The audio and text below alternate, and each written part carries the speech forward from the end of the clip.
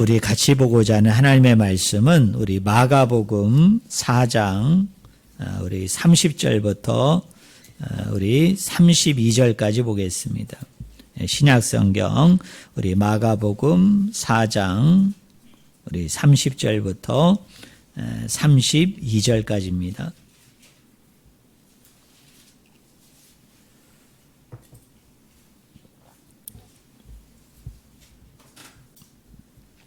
우리 마가복음 4장 우리 30절부터 32절입니다. 제가 말씀을 읽습니다. 또 이르시되 우리가 하나님의 나라를 어떻게 비교하며 또 무슨 비유로 나타낼까? 겨자씨 한 알과 같으니 땅에 심길 때에는 땅 위의 모든 씨보다 작은 것이로되 우리 32절 같이 읽겠습니다. 심긴 후에는 자라서 모든 풀보다 커지며 큰 가지를 내나니 공중의 새들이 그 그늘에 깃들일 만큼 되느니라. 아멘. 오늘 같이 읽은 본문 말씀을 가지고 겨자씨 비유라는 제목으로 같이 하나님의 말씀을 우리가 나누기를 원합니다. 예수님이 이 땅에 오셔서 그 제자들과 또 자기를 따르는 무리들에게 많은 말씀을 하셨죠. 또 많은 것을 가르쳤는데요. 그 말씀하실 때, 가르칠 때 예수님께서 주로 사용하셨던 방법이 뭐냐면 이렇게 비유로 이렇게 말씀하시고 또 비유로 이렇게 가르치신 것을 우리가 알 수 있습니다. 그 예수님의 많은 비유들 중에 오늘 본문 말씀이 겨자씨 비유인데요. 아마 이 겨자씨 비유는 우리 성도님들이 너무나 익히 잘 알고 아마 익숙하고 친숙한 비유가 아닌가 그렇게 생각이 되어집니다.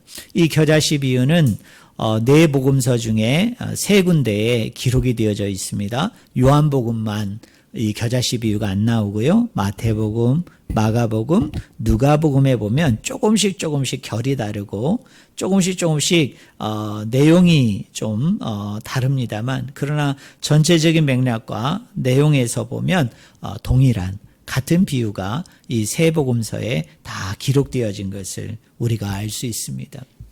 근데 이 겨자씨 비유를 우리가 곰곰이 자세하게 살펴보면 이 구약 성경에 놀라웠게도 이 겨자씨 비유하고 아주 유사한 어떤 의미에서는 거의 동일하고 비슷한 비유가 구약 성경에 소개되고 있는 것을 우리가 알 수 있습니다. 그래서 제가 드는 생각은 이런 생각이 들더라고요. 아마 예수님께서 하나님 나라에 관해서 제자들에게 비유로 말씀하시면서 좀 독특하고 또 색다르고 전혀 그 무리들과 청중들이 알지 못하는 어떤 내용을 들어서 그들에게 말씀할 수도 있었지만 우리 예수님께서는 주로 말씀을 하실 때 우리 예수님은 어떻게 하십니까? 그 제자들이 너무나도 익숙하고 또 친숙하고 너무나도 잘 알고 있는 그 내용을 가지고 와서 그 이야기의 보따리들을 하나하나 이렇게 풀어놓는 경우들이 있습니다. 이 겨자씨 비유도 마찬가지예요. 이 겨자씨 비유는 아마도 제 생각에는 우리 예수님께서 구약에 나오는 어떤 비유를 그대로 이렇게 가지고 와서 그 비유가 가지고 있는 그 내용들, 특징들을 살리시면서 궁극적으로는 이 땅에 임하게 될 또 이 땅에 예수 그리스도로 말미암아 이미 와 있는 하나님 나라에 대해서 우리 예수님께서 이야기 보따리를 하나 둘 이렇게 풀어낸 것이 아닌가 그렇게 생각이 되어집니다. 여러분 이 앞에 화면을 보시면요. 이 겨자씨 비유 우리 읽었잖아요. 이 비유와 이 구약에 이 소개되어지고 있는 그 백향목 나무라는 비유가 있는데 이 비유하고 한번 여러분이 비교 분석해 보시면 좋을 것 같아요. 제가 말씀을 읽습니다. 에스겔서 17장 22절 24절을 보면 말씀이 이렇게 되어 있습니다. 주 여호와께서 이같이 말씀하시되 내가 백향목 꼭대기에서 높은 가지를 꺾어다가 심으리라. 내가 그 높은 세 가지 끝에서 연한 가지를 꺾어 높고 우뚝 솟은 산에 심되 이스라엘 높은 산에 심으리니 그 가지가 무성하고 열매를 맺어서 아름다운 백향목이 될 것이요 각종 새가 그 아래에 깃들이며 그 가지 그늘에 살리라. 들의 모든 나무가 나 여호와는 높은 나무를 낮추고 낮은 나무를 높이며 푸른 나무를 말리고 마른 나무를 무성하게 하는 줄 알리라. 나 여호와는 말하고 이루느니라. 이렇게 말합니다. 여러분 제가 지금 에스겔서 17장 22절 24절을 읽어드렸는데 우리가 본문으로 삼은 마가복음 4장 30절부터 32절에 나오는 겨자씨 비유와 어떻습니까? 백향목의 자리에다가 겨자씨를 집어넣고 또 여러분 겨자씨라는 곳에 백향목이라는 그 나무를 갖다가 이렇게 집어넣고 우리가 읽으면 약간의 그런 차이들이 발견이 됩니다만 그러나 전체적인 맥락이나 그 내용의 흐름을 보면 어때요? 아주 유사하고 아주 비슷한 것을 우리가 발견할 수 있죠. 또 이 말씀이 에스겔만 나오는 게 아니라 두 번째 본문을 여러분 한번 보세요. 다니엘서 4장 10절과 12절을 보면은 제가 말씀을 읽습니다. 내가 침상에서 나의 머릿속으로 받은 환상이 이러하니라. 내가 본즉 땅의 중앙에 한 나무가 있는 것을 보았는데 높이가 높더니 그 나무가 자라여서 견고하여지고 그 높이는 하늘에 닿았으니 그 모양이 땅 끝에서도 보이겠고 그 잎사귀는 아름답고 그 열매는 많아서 만민의 먹을 것이 될 만하고 들 짐승이 그 그늘에 있으며 공중에 나는 새는 그 가지에 깃들이고 육체를 가진 모든 것이 거기에서 먹을 것을 얻더라. 이렇게 얘기합니다. 여러분 어때요? 겨자씨 비유하고 아주 유사하죠. 여러분 겨자씨 비유하고 아주 비슷합니다. 그래서 제가 예상하고 추측하고 제가 생각하는 대로 우리 예수님께서 저는 그렇게 하셨으리라 저는 확신해요. 그것이 뭐냐면 자기를 따르는 무리들과 사람들에게 하나님 나라에 관한 비유를 들려줄 때 우리 예수님께서 특별히 그 에스겔서의 말씀 우리 다니엘서에 나오는 이 백향록 나무의 비유를 우리 예수님이 가져와서 그것을 가지고 기반으로 해서 바탕으로 해서 하나님 나라의 비유를 들려줬다는 것이죠. 물론 저희들에게는 이게 좀 생소할 거예요.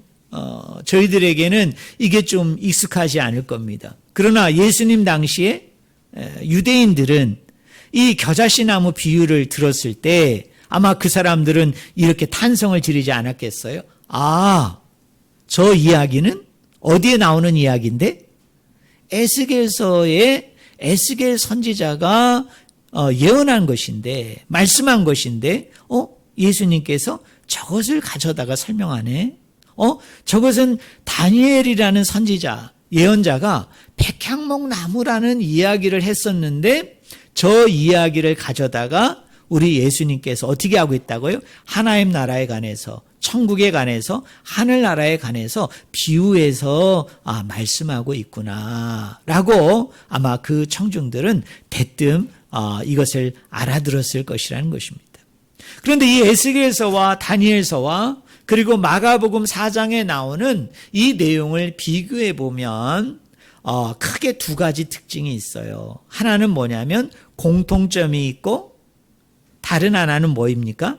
차이점이 존재합니다. 아마 공통점은 이렇게 생각할 수 있죠. 예수님께서 이 백향목 나무의 비유를 그대로 가져다가 쓰신 거예요. 그대로 가져다가 설명하신 것입니다. 그럼 여러분 차이점은 뭘까요? 다른 점은 뭘까요?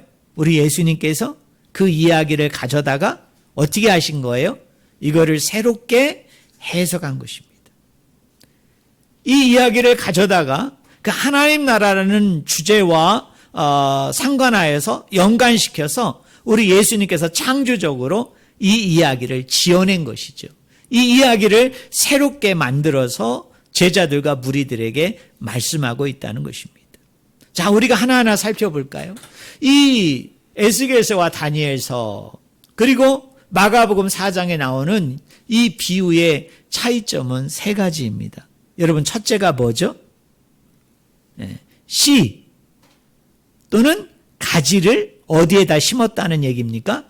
땅에다 심었다. 이 이야기가, 이 두 이야기가 가지고 있는 공통점이죠. 에스겔서와 다니엘서에서는 연한 가지, 그 백향목 나무에 나 있는 그 연한 가지를 가져다가 어디에다 심었다고요? 땅에다 심었다 이야기입니다. 근데 예수님께서는 그 가지와 나무를 심었다는 이야기를 우리 예수님께서는 똑같이 뭐를 심었다고 표현합니까? 겨자 씨를 심었다 이렇게 표현한 거예요. 자, 두 번째 공통점은 뭐입니까? 그 씨를 심었는데, 그 가지, 그 나무를 심었는데 어떻게 됐다고요? 이것이 폭발적으로 성장을 해서 폭발적으로 자라서 뭐가 되어졌다? 아주 우람한 큰 나무가 되어졌다. 우리 겨자씨의 비유에 보면 나무는 아니지만 그러나 정말 보잘것없고 작은 겨자씨인데 그게 땅에 심겨져서 어떻게 되었다고요? 큰 나물이 되어졌다. 심했지 않는 채소가 되어졌다. 그 수풀이 되어졌다. 이렇게 말씀하고 있는 겁니다. 자, 세 번째 특징은 무엇입니까? 그래서 그 가지가 무성해졌는데, 그 나무가 무성해졌는데, 그 수풀이 무성해졌는데, 그곳에 누가 찾아와서? 새들이 찾아와서 그 나무가지에 깃들었다. 그 나무 주변에 이 새들이 와서 머물렀다. 거주했다. 이런 똑같은 비유입니다. 자, 그러면 두 번째로 차이점은 무엇입니까? 여러분, 우리가 쉬운 차이점을 하나 발견할 수 있죠. 여러분, 에스겔서와 다니엘서에서는 뭐에 관한 비유라고 그랬어요? 백향목 나무에 관한 비유입니다. 그런데 우리 예수님께서는 이 백향목 나무에 관한 비유에서 백향목 나무를 사용하지 않고 백향목 나무를 다른 것으로 대체하시죠. 그게 뭐입니까? 겨자씨입니다. 물론 우리나라 성경은 여러분 거기 31절에 보면은 뭐와 같으니라고 표현했어요. 겨자씨 한알 같으니 이렇게 표현했습니다. 근데 원래 헬라어 원어를 보면은 한알이라는 말은 없어요. 이거는 그 영어 성경 중에 그 킹 제임스 버전이라는 성경이 있는데 이게 아주 오래된 성경이에요. 근데 이 영어 성경이 이 본문을 갖다가 겨자씨 한알로 번역을 한 거예요. 그러니까 그 다음부터 많은 성경 저자들이 영어 성경도 마찬가지고 우리 한글 성경도 마찬가지고 그 킹 제임스 버전의 번역을 쫓아가지고 다 뭘로 번역을 했습니까? 겨자씨 한알과 같다 이렇게 얘기해요. 그런데 원문을 보면 한알이란 말은 없어요. 한번 따라해 보실래요? 겨자씨와 같다. 자, 에스겔서와 다니엘서는 백향목이라고 얘기했는데 백향목 나무라고 얘기했는데 예수님께서는 그 백향목 나무를 뭘로 말씀하십니까? 겨자씨와 같다 이렇게 얘기합니다. 그 다음에 중요한 두 번째 특징이 뭐냐면 이 백향목과 이 에스겔서에 나오는 백향목 또 다니엘서에서 나오는 이 백향목의 비유를 보면은 그 연한 가지를 어디에다 심었다고 얘기합니까? 그 중심에 심었다. 그 한 중앙에 심었다. 그리고 이 나무가 자라는데 어디까지 자랐습니까? 저 하늘에 닿을 정도로 자란 거예요. 하늘에 닿을 정도로 자랐어요. 그래서 이 나무가 얼마나 컸던지 저 멀리에 있는 사람들도 그 나무를 뭐 할 정도로 바라보고 쳐다볼 정도로 이 나무가 엄청나게 높게 우뚝 솟아올랐다. 이렇게 설명을 합니다. 근데 오늘 우리가 읽은 마가복음 4장에 보면 중심이라는 말이 나옵니까? 안 나옵니까?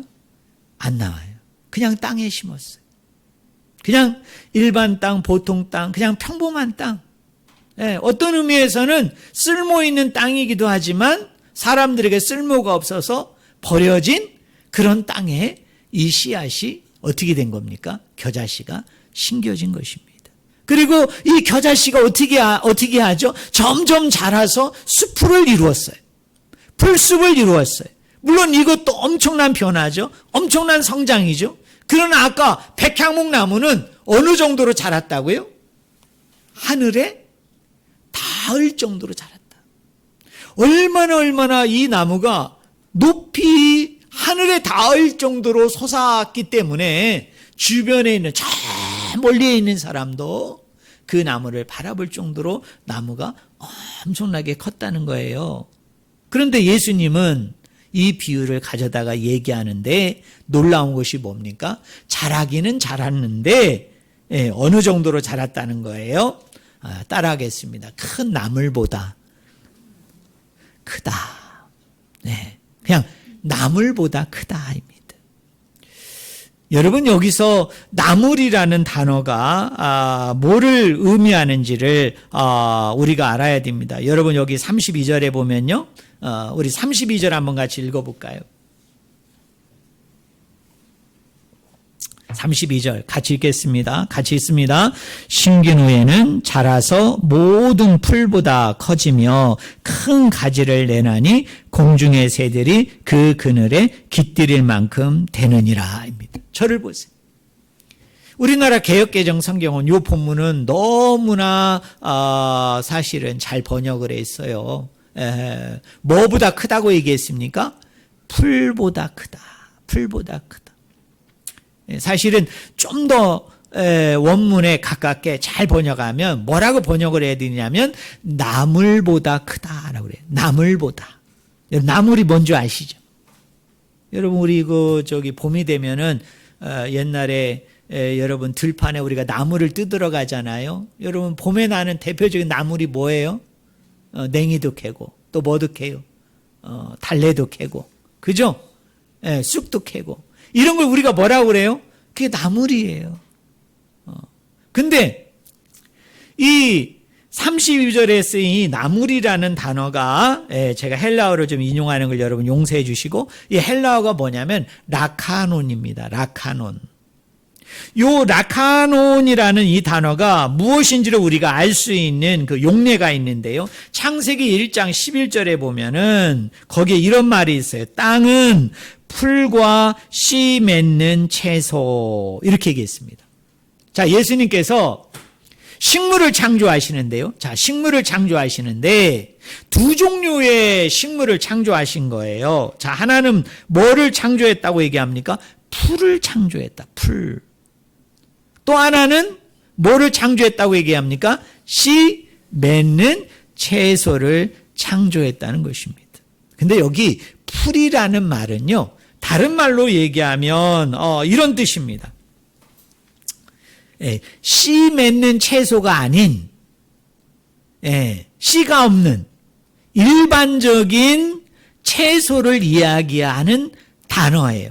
그러니까 이 창세기 1장 11절을 우리가 나누어서 생각하면 이거예요. 하나님께서 식물을 창조하시는데 자, 뭐를 창조하셨다는 거예요?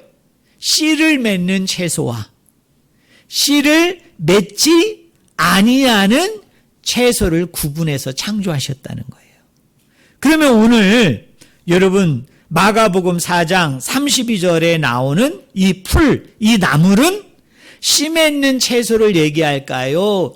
아니면 씨를 맺지 아니하는 그 일반적인 채소 혹은 나물을 얘기할까요? 제가 이미 답을 드렸죠. 뭐를 얘기한다고요? 나물이에요. 나물. 나물입니다.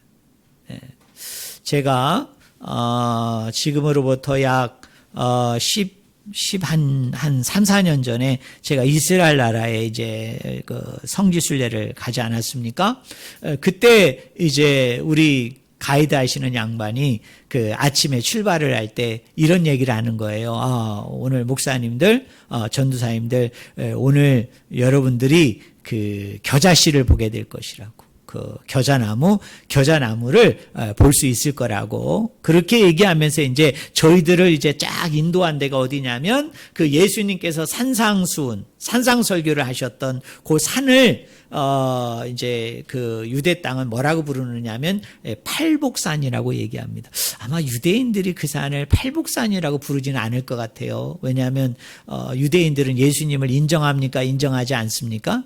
인정하지 않죠. 여러분 구약 성경에 팔복산이라는 산은 존재하지 않아요. 팔복은 존재하지 않죠. 아마 그 산이 팔복산이라고 부르는 건 우리 기독교인들이 예수님께서 이곳에서 산상설교를 하셨다. 팔복을 이야기하셨다. 그래서 여러분 팔복산이고 그 옆에 보면 그 팔복을 말씀한 그 자리에다가 팔복교회라고 이렇게 조그만 기념당 예배교회를 이렇게 지어놨더라고요. 근데 그 팔복산에 이렇게 산등성에 이렇게 빈들에 가보니까 갑자기 가이드가 저희들을 세워놓고 그 빈들에 이렇게 무성한 이렇게 뭐라고 그럴까요? 이게 엉겅퀴라고 그럴까요? 아니면 무성한 이렇게 풀로 이루어진 어떤 풀숲이 이렇게 쫙 펼쳐져 있더라고요. 그러면서 가이드가 우리한테 뭐라고 얘기하느냐면 이게 뭐다? 이게 흑겨자 나무다. 이게 겨자씨다라는 거예요. 그러면서 거기에 가만히 이렇게 들여다보니까 그 풀숲 사이에 열매들이 있는 거예요. 열매들이. 그래가지고 그거를 저희 보고 따라고 그래가지고 손으로 이렇게 막 비비니까 여러분 이 손 안에 이제 후하고 불면은 이제 그 껍데기가 다 날아가잖아요. 그럼 뭐만 남습니까? 씨만 남죠. 그래서 이렇게 보니까 흑색이에요. 흑색. 우리나라로 얘기하면 뭐와 아주 비슷하냐면요. 들깨라는 씨앗과 비슷해요. 제가 딱 봤을 때 이거 들깨 아니야? 라고 착각할 정도로 그 정도의 그런 작은 그 씨들이 뭐냐면 흑겨자. 정확한 의미로는 그게 겨자씨인데 이게 나무가 아니고 뭘로 이루어져 있어요? 수풀로 이루어져 있어요. 수풀로. 이렇게 그냥 엉겅퀴처럼 이렇게 그 들판 하나를 갖다가 얘들이 잠식할 정도로 그렇게 많이 자라나 있는 것을 보게 되어집니다. 사랑하는 성도 여러분, 우리 예수님께서 분명히 에스겔서의 말씀을 알고 있었거든요. 다니엘서의 말씀을 알고 있었어요. 근데 예수님께서는 그 비유를 가져다 쓰시면서 동일하게 비슷하게 그 내용을 표현하기도 했지만 여러분 색다른 표현이 두 가지라고 얘기했죠. 첫째는 뭐다? 백향목 나무인데 예수님은 뭘로 표현하셨다고요? 겨자씨로. 또 하나는 그 나무가 이 땅의 중앙에 있는데 이것이 자라가지고 저 하늘에 닿을 정도로 큰 나무가 됐다는 거예요. 근데 우리 예수님께서는 이것을 가져다가 뭐라고 얘기했어요? 수풀이 되어졌다. 풀숲이 되어졌다. 쉽게 얘기하면 제가 이렇게 그 겨자씨 그 수풀에 가서 이렇게 딱 섰는데 1m도 되지 않는 거의 한 1m 조금 더 되거나 그거보다 약간 적을 정도의 그 풀들이 자라면서 나물들이 자라면서 커다란 잔잔한 그런 풀숲을 이루고 있는 것이 뭐였느냐. 그게 겨자씨. 근데 우리 예수님께서는 제자들과 무리들을 향해서 뭐라고 얘기합니까? 마치 하나님의 나라는 뭐와 같다? 이 겨자 풀숲과 같다. 이 겨자 나물과 같다. 여러분 이렇게 표현을 한 것입니다. 당시에 유대인들은 이 하나님 나라에 대해서 하늘나라에 대해서 어떤 비전을 가졌을까요? 어떤 소망과 또 어떤 것을 대망하고 있었을까요? 당시 이스라엘 나라는 어느 나라의 지배를 받고 있었습니까? 로마의 속국이 되어져서 로마의 지배를 받고 있었습니다. 자, 이 사람들이 꿈꾸었던 걸 우리는 뭐라고 얘기하느냐면 메시아 대망 사상이라고 그래요. 여러분, 메시아 쉬운 말로 얘기하면 소망 사상이라고 얘기하는데 자, 이 사람들은 어떤 메시아를 꿈꿨을까요? 어떤 메시아의 나라를 꿈꿨을까요? 아까 제가 인용해드렸던 에스겔서와 다니엘서에서 나오는 그 메시아 대망사상을 품었던 거예요. 여러분, 그 비유에서의 핵심이 뭐예요? 우뚝 솟은 백향목이라는 그 나무를 우리 예수님께서 어떻게 하시죠? 하나님께서 땅에 심었어요. 그래서 거기서부터 뭐가 나왔습니까? 다시 커다란 우람한 백향목 나무 가지가 나오게 되면서 거기에서 한 연한 가지를 갖다가 이렇게 뽑아가지고 그거를 땅에 다시 심은 거예요. 그랬더니 이게 쑥쑥쑥쑥 자라면서 저 하늘에까지 닿는, 그리고 모든 사람들이 그 나무를 바라볼 정도로 그 지경으로 어떻게 된 겁니까? 그 나무가 크게 자란 거예요. 여러분, 지금 이제 우리가 이제 지구본을 보면은 이 지구본 안에 이렇게 들여다보면 얼마나 많은 나라가 있습니까? 그죠? 얼마나 많은 나라가 있어요. 여러분, 이 모든 세계 중심은 어디일까요? 이 모든 세계의 한 중앙은 어디일까요? 우리 한국 사람들한테 물어보면 우리 한국 사람들 이렇게 얘기할 거예요. 당연히 코리아죠. 우리 한국이 모든 세계의 중심이, 모든 세계 한 중앙에 있습니다라고 얘기할 거예요. 여러분이 아마 중국 사람을 만나가지고 한번 물어보세요. 이 많은 이 지구본에 있는 나라 중에 그 중앙, 그 중심은 어디냐고 물어보면 이 사람들 당연히 뭐라고 얘기할까요? 중국이 당연히 라고 얘기해요. 저 남극 끝자락에 있는 나라한테 물어보면 이 남극이 뭐예요? 중심이다. 저 북극 저 밑에 있는 사람도 뭐라고 얘기할까요? 저 북극이 이 모든 나라의 중앙이라고 얘기할 거예요. 여러분, 이스라엘 사람들은, 제가 유대인 랍비를 만나서 직접 들은 이야기인데요, 이 유대인들은 모든 세계의 중심이 어디라고 생각을 할까요? 모든 나라의 중심이 어디라고 생각할까요?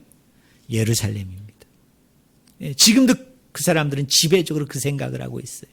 그러니 이 사람들에게 있어서 이 에스겔의 백향목 나무는, 다니엘서에 나오는 백향목 나무는 여러분 엄청난 비전이죠. 엄청난 꿈이죠. 마지막 날에 메시아가 오게 되어지면 그 메시아가 이 예루살렘에 오게 된다는 거예요. 그 메시아가 백향목이라는 거죠.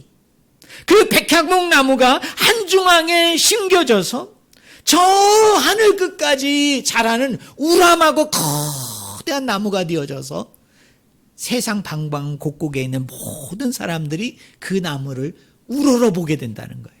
높여 칭송하게 되는 역사들이 일어나게 된다는 거예요. 이게 예수님 당시에 유대인들은 뭐를 꿈꾸었을까요?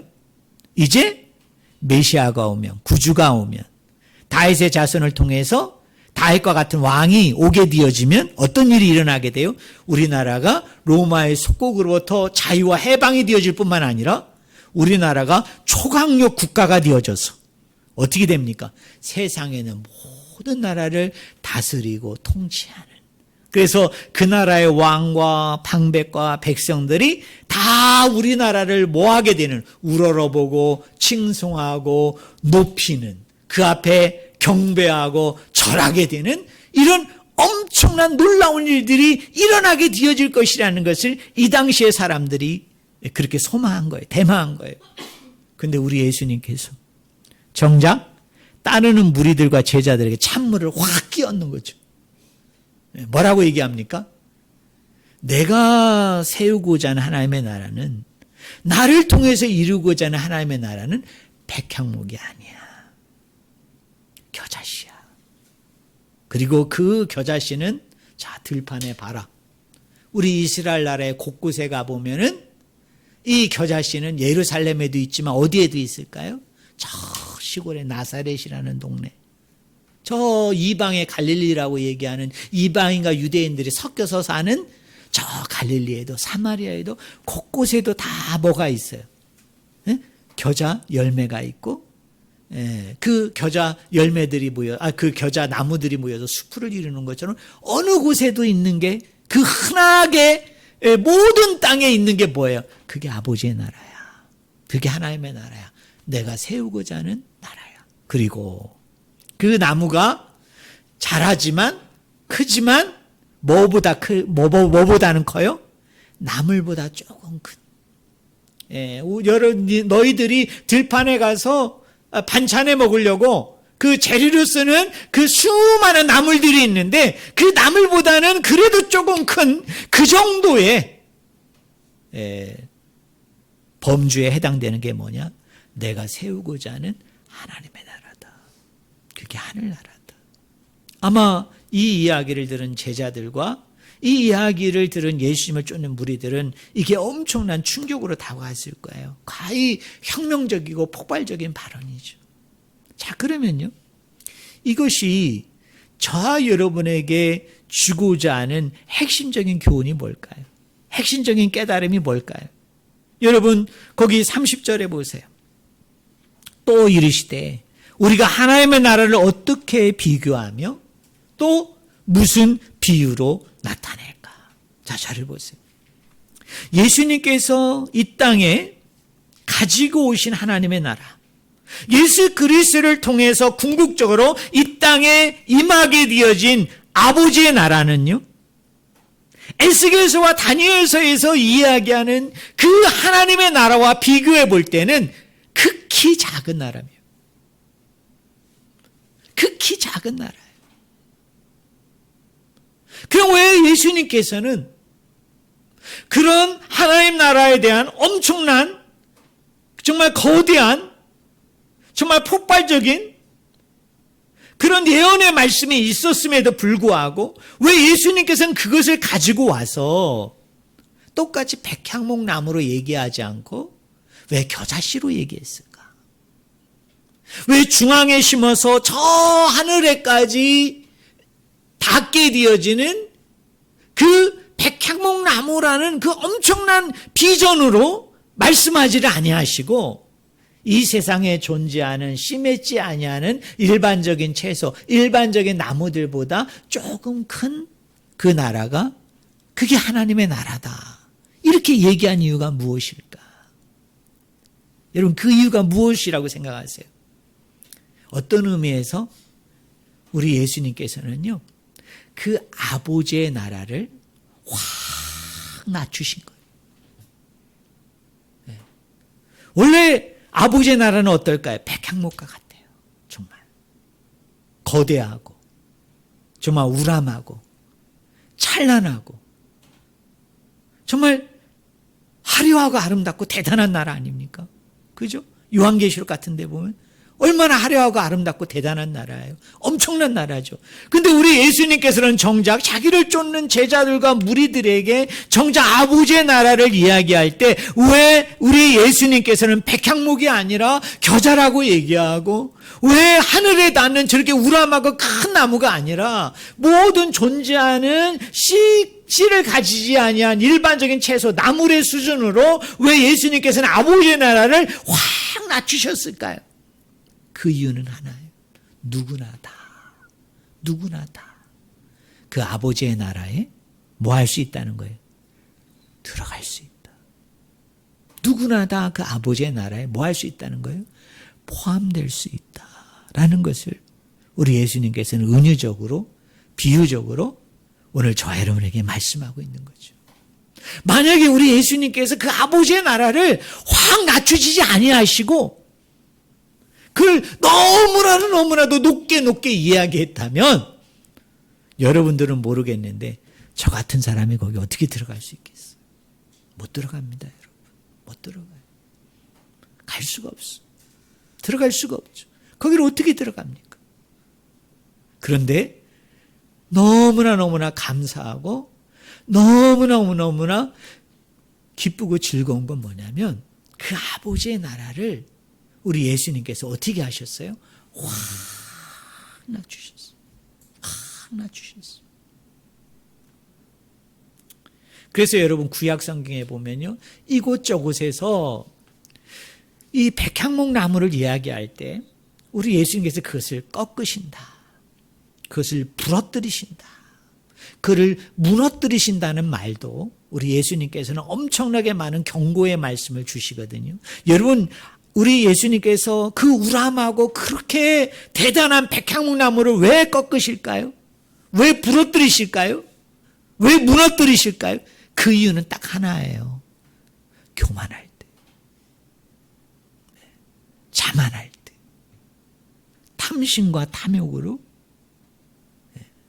그 모든 것을 행하려고 할 때 우리 하나님께서는 철저하게 백향목나무를 할지라도 백향목나무가 얼마나 대단한 나무냐면 솔로몬 성전을 만들 때요, 이 솔로몬이 그 화려하고 우람한 성전을 무슨 나무로 만들었을까요?